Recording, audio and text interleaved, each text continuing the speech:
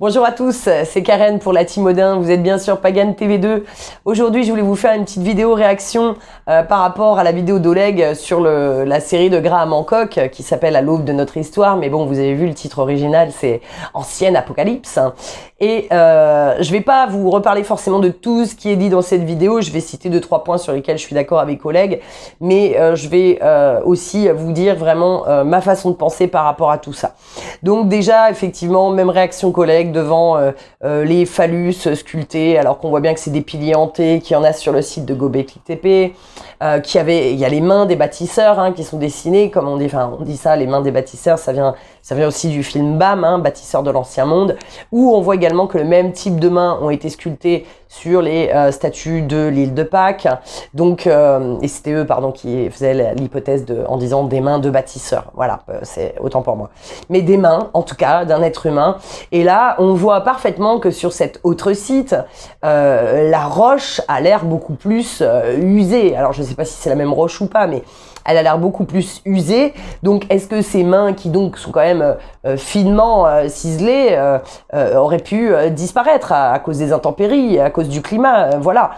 Mais non, tout de suite, on nous parle de phallus. Et bah ouais, comme d'habitude, faut bien qu'on nous ramène juste à notre nature primaire au lieu d'aller chercher dans notre nature spirituelle. Ça, c'est tout à fait habituel. Le serpent aussi, pareil, moi je suis totalement d'accord avec Oleg, d'ailleurs vous le savez, avec la tradition odinique, bien sûr que les cornes n'étaient pas un signe de mal, du mal, de néfaste en tout cas, et bien sûr l'inversion accusatoire, parce que voilà, on fait toujours comme ça quand on est du côté obscur, j'allais vous dire, eh bien on va toujours inverser, donc pour éviter du coup que les gens se rapprochent de ces symbolismes et de leur puissance, et puis surtout pour nous berner par rapport à la réalité. Donc c'est la même chose pour le casque à cornes, c'est la même chose pour le serpent, qui bien sûr, bon vous le savez, a été repris dans la Bible, je pense que tout le monde le sait, le vilain serpent qui a amené, qui les a, j'allais dire obligés, enfin c'est pas obligé, mais en tout cas manipulés pour réussir à croquer la pomme, enfin Ève, parce qu'évidemment la femme, faut qu'elle s'en prenne dans sa tronche à ce moment-là aussi, ça c'est sûr. Donc et toujours ces histoires, les cataclysmes, etc. Bien sûr, comme vous l'a dit Oleg, qu'il y a eu plusieurs cataclysmes, et on le retrouve dans plusieurs textes anciens et plusieurs cultures différentes qui ne sont pas datées des mêmes époques, où on nous parle d'un cataclysme. Donc évidemment qu'il n'y a pas eu un cataclysme, il y a eu un cataclysme sur un continent et puis après sur un autre, ou voilà, que sais-je, mais c'est évident qu'il n'y a pas eu qu'un seul cataclysme. Faut arrêter avec cette histoire du dieu vengeur. Le truc qui m'a beaucoup fait rire aussi, c'est les animaux dessinés dans les étoiles. Alors là, permettez-moi de me marrer, mais j'ai envie de, comment on dit, rigoler comme une baleine, je sais pas. Non mais c'est hallucinant. C'est-à-dire qu'il y a des amas d'étoiles partout, effectivement, comme le dit Oleg, et on peut dessiner n'importe quoi, mais n'importe quoi. Et là, on nous fait gober. Alors bien sûr, vous l'avez vu, dans ce type de série, il y a toujours la petite musique de fond, avec les trucs et tout. Oh, parce que notre cerveau, lui, il est sensible à tout ça, même si vous l'entendez pas forcément pendant que vous la regardez. Notre cerveau, lui, il est sensible à tout ça. Et donc, cette musique, elle est faite à cet instant précis où il y a cette révélation pour nous faire dire « Ah oui, bon sang, mais c'est bien sûr, c'est ça, ça peut être que ça !» et nous faire gober ce truc. Donc, c'est ridicule. De la même façon que les petits sacs qui sont portés par les Sumériens, comme l'a dit Oleg, qui ressemblent à des cadenas.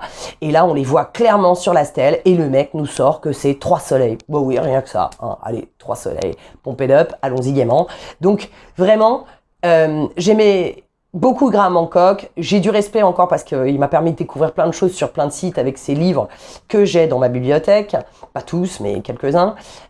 Mais alors là, je suis vraiment déçu de cette série qui est un tissu de théories fumeuses, pardon, je sais pas comment on dit, et qui sont ridicules. Il y a toujours effectivement cet esprit, je rejoins Oleg là-dessus, c'est pas pour rien qu'on travaille ensemble tous les deux, du vilain être humain. Alors, ouais, bah, c'est toujours de notre faute, hein, qu'est-ce que vous voulez, mais c'est vrai, hein, c'est de ta faute à toi, là, qui est en train de m'écouter, puis c'est que de ma faute à moi.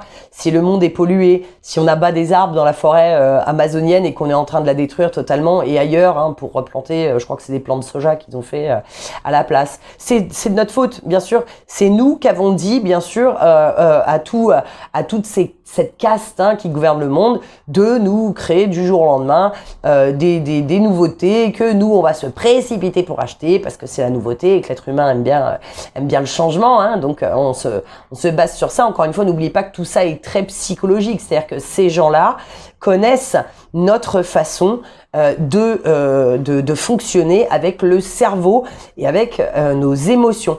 Alors que vous-même, je suis navrée de vous le dire, mais vous ne vous connaissez pas. En tout cas, pour la plupart des gens qui sont en train de m'écouter, vous ne vous connaissez pas tout simplement pour une simple et bonne raison. Et c'est pas que vous êtes nul, c'est que vous n'avez pas cherché à vous étudier et à savoir comment fonctionne l'être humain et comment fonctionne le cerveau.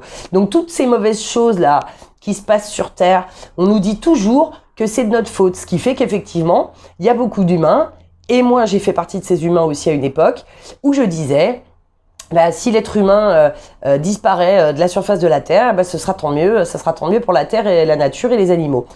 Sauf que, ben voilà, c'est vraiment effectivement une idée qu'on essaie, enfin pas qu'on essaie d'ailleurs, qui a réussi à nous être implanté du culte, effectivement, des cultes, pardon, monothéistes, le vilain pécheur, le vilain être humain. Ah mais c'est pas possible, mais qu'est-ce qu'on est vilain. C'est vrai que c'est vous ou que c'est moi qui faisons en sorte qu'il y ait des milliers de bateaux tous les jours en mer qui la polluent, qui font de la surpêche, hein, c'est de notre faute à vous et à moi, bien sûr. Donc, tout ça est ridicule et tout ça est fait pour jouer sur notre culpabilité. Et donc, quand on se sent coupable, eh bien, qu'est-ce qu'on fait hein, ça, c'est logique. Quand on se sent coupable, en général, on se tient comme ça. Et quand on se tient comme ça, eh bien, ça veut dire qu'on courbe les chines, mes amis. Ça veut dire qu'on se laisse asservir par une force extérieure, qu'elle soit un autre être humain qui soit en train de nous faire la morale sur quelque chose, ou qu'elle soit un système. Et nous nous sommes laissés soumettre par ce système, et bien comme il faut d'ailleurs, puisqu'aujourd'hui on se sent très dépendant de ce système. Alors encore une fois, c'est pas tout blanc ou tout noir. Il s'agit pas de renverser tout du jour au lendemain, et là vous vous dites en votre fort intérieur, c'est impossible, on n'y arrivera jamais, donc vous reprenez comme avant. Non, c'est les petits ruisseaux qui font les grandes rivières. Donc s'il vous plaît, si vous aimez la nature, si vous avez envie de la sauvegarder, changez-vous vos habitudes de consommation petit à petit. Moi, ça fait 15 ans que je le fais. Je suis pas passée du jour au lendemain de toutes les habitudes de consommation qui font que je consomme moins de plastique, plein de choses comme ça, pour des choses moins polluantes. Ça ne s'est pas fait du jour au lendemain. J'en ai mis une dans mon quotidien, et puis une fois que j'étais habituée, je suis tombée sur autre chose, j'ai mis autre chose, etc., etc. Et ça, tout le monde peut le faire. Mais ne pensez pas que vous allez passer du noir au blanc du jour au lendemain. C'est impossible. Ce qui est possible, c'est de faire des petites choses, encore une fois, des petits ruisseaux.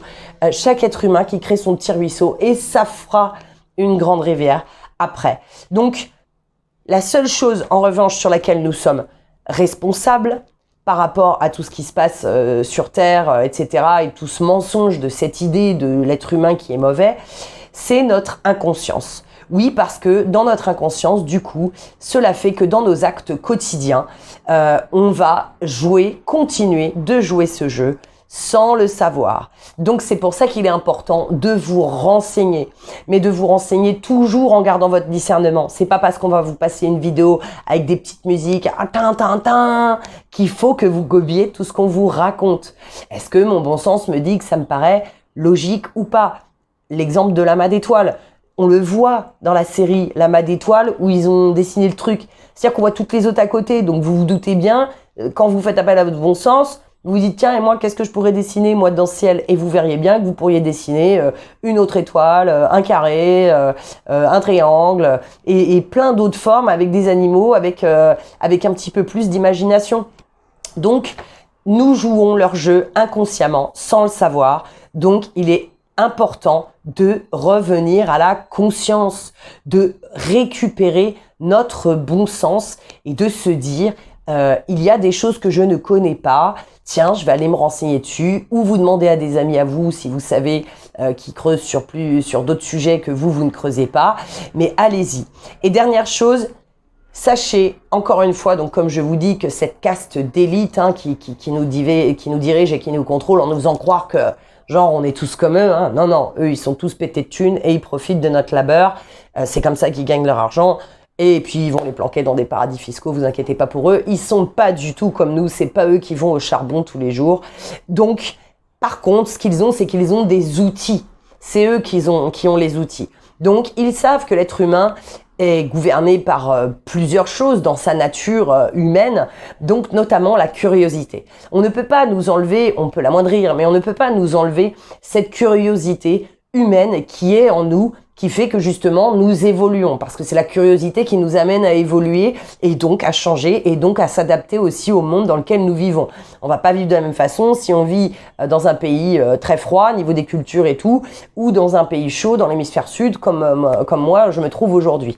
Mais cette curiosité de l'être humain, ils savent qu'elle doit être rassasiée. Donc, vu qu'ils sont intelligents, vu que ce sont des manipulateurs intelligents, et ça date de centaines d'années, ils savent peut-être plus, ils savent très bien qu'ils doivent nous donner à manger, puisqu'à un moment, on va chercher. Notre curiosité va nous donner faim et on va chercher. Donc, qu'est-ce qu'on fait? On nous amène sur un petit plateau d'argent une petite version comme ça, une version qui les arrange. Et nous, bêtement, j'allais dire, mais le prenez pas mal, hein, parce que moi, je suis pareil, tous les êtres humains fonctionnent de la même façon. Bêtement, on va gober ce qu'on nous dit. Et moi, je l'ai gobé pendant des années. Je vous dis, je me disais aussi que ça serait mieux pour la terre et la nature si les animaux, tout ça, si l'être humain il disparaissait. Alors qu'en fait, pour moi, nous sommes les gardiens du vivant. C'est nous, les êtres humains, qui avons cette possibilité de faire en sorte de garder le vivant, de le protéger. Et donc, cette curiosité donc va être rassasiée avec ce type de série qui va être bien sûr qui va prendre des faits, enfin pas des faits, mais je veux dire des sites qui existent, qui sont visibles, palpables, et donc qui va modifier notre vision par rapport à une interprétation. Donc j'en reviens au phallus du début, au sang rituel. Honnêtement, posez-vous une question. Est-ce que vous, dans votre entourage, vous connaissez vraiment de gens qui sont capables de tuer et de faire verser le sang vers un autre être vivant? Alors, vers un autre être humain, déjà, il n'y en a pas beaucoup. Et alors, vers un animal, il n'y en a pas beaucoup non plus, même s'il y en a un peu plus. Mais je vous le dis, enlever la vie à un être humain, c'est pas rien. Ni à un être vivant, ce n'est pas rien. Et donc, il est temps que nous retournions à une autre façon de faire, comme elle pouvait se faire à l'époque. Les gens qui avaient des fermes, ils le savent très bien. Si vous avez des grands-parents qui vous ont raconté ça, les animaux, ils étaient aimés, ils étaient chéris. Et on les remerciait aussi de nous nourrir quand on les tuait. Donc, c'était pas du tout la même énergie derrière. Ça n'avait rien à voir. Donc, nous, aujourd'hui, on nous donne à manger, là, avec ces animaux maltraités, etc., qui nous transmettent des énergies mauvaises et néfastes. Et on nous donne à manger aussi spirituellement par notre faim de curiosité, de comprendre, de savoir, de connaître. Et ça, ils le font avec de la manipulation. Alors que dans la tradition odinique, bien sûr, c'était beaucoup plus comme dans l'ancien temps, comme ce que je viens de vous expliquer, avec des fermes où les animaux, on les chérissait parce qu'ils nous permettaient de survivre aussi et de nous nourrir. Donc, évidemment que les cultes envers les dieux de tout, peu importe d'où ils viennent sur Terre, c'était parce que c'était important. Nous, aujourd'hui, on fait des publicités à la con sur des grandes chaînes dont je ne citerai pas le nom parce que ça leur ferait de la pub, des grandes chaînes qui vendent de fast-food, qui vendent du poulet ou des choses comme ça, où on maltraite l'image. C'est-à-dire qu'au moins, on pourra avoir un respect de l'animal qu'on vient de tuer, qui était quand même en vie et qui a souffert, où ça a été dur et qui a souffert toute sa vie. Non, nous, on le fait pas. Donc, c'est vraiment un exemple. Je veux pas vous faire devenir végétarien ou c'est très bien si vous avez envie de le devenir, mais moi-même je ne le suis pas. Par contre, je mange très peu de viande. Mais je voudrais vraiment que vous ayez cette conscience de ce qu'on nous amène à faire, et c'est cette conscience aussi qui donne un peu le goût du sang aux êtres humains, tout simplement parce que c'est la facilité. On n'a pas à les tuer nous-mêmes, encore une fois. Et donc, on a pu ce respect du vivant, on a pu ce respect vraiment de remercier pour cette nourriture qui nous sert. On tue à tire-larigot, on jette à la poubelle. Vous voyez comme ça nous a fait basculer dans un tout autre monde. Donc voilà, j'ai un petit peu dérivé sur la fin, mais vraiment il fallait que je vous en parle parce que de la même façon, collègues, moi ça me fait mal au cœur quand j'entends encore dans mes amis des gens qui me disent non mais l'être humain, moi j'attends qu'il disparaisse de la Terre. Alors, je les regarde toujours en rigolant, je leur dis bah merci pour moi. Non mais tu comprends ce que je veux dire? Bah non, je comprends pas ce que vous voulez dire parce qu'en fait, je comprends qu'effectivement les gens n'aient pas encore eu assez conscience de certaines choses et ne soient pas allés chercher de l'information pour avoir une autre façon de voir et de concevoir la vie sur Terre. Mais par contre, j'estime qu'il faudrait maintenant faire ce travail de recherche pour y aller. Voilà, je vous embrasse. C'était Karen pour la Team Odin. Je vous dis à bientôt.